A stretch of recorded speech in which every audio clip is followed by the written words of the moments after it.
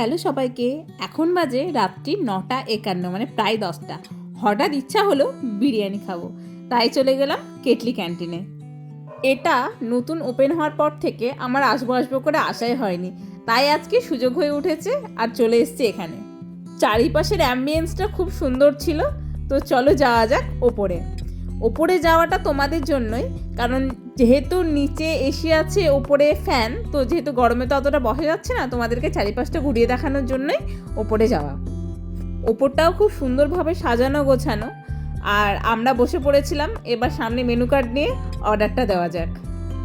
যেহেতু বিরিয়ানি খাবো বলেই এসেছিলাম, তাই বিরিয়ানি নিয়েছিলাম আর তার সাথে নিয়েছিলাম বেভারেজ। আমরা অর্ডারটা দিয়ে দিলাম, তারপর চারিপাশটা একটু ঘুরে দেখছিলাম। এখানে এই জায়গাটা আমার বেশ সুন্দর লাগলো, খুব সুন্দর লাগলো, কারণ এখানে দারুণ দারুণ পিকচার ক্লিক করা যাবে। আমিও একটু বসে কিছু পিকচার ক্লিক করে নিলাম। তারপর এবার যাওয়া যাক নিচে। উপরটা তো খুব সুন্দর লাগছিল, কিন্তু যেহেতু গরম ছিল সেহেতু আমরা নিচে এসেই বসলাম। নিচটাও খুব সুন্দর করে সাজানো চারিপাশটা। কিছুক্ষণের মধ্যেই চলে এলো আমাদের বেভারেজ। নিয়েছিলাম ব্লু লেগুন অ্যান্ড আমার ফেভারিট মশালা কোলা। আর তার কিছুক্ষণের পর চলে এলো বিরিয়ানি।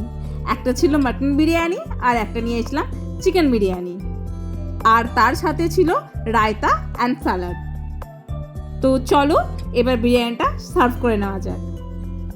তো ও আমাকে বিরিয়ানিটা সার্ভ করে দিচ্ছিল, আর দেখতেই এত টেম্পটিং লাগছিল। বাইরে পড়ছিল বৃষ্টি, তার সাথে বিরিয়ানি, উফ কি দুর্দান্ত কম্বিনেশন। এবার একটু টেস্ট করার পালা। ও একটা কথা তো বলতে ভুলেই গেছিলাম, তার সাথে দিয়েছিল রসগোল্লা। এটা ছিল ওদের কমপ্লিমেন্টারি। এবার বিরিয়ানিটা খুব সুন্দর ঝুরঝুরে রাইস, তার সাথে আলু, এবার চিকেন। চলো এবার খাওয়া যাক। বিরিয়ানিটা ছিল কিন্তু দুর্দান্ত।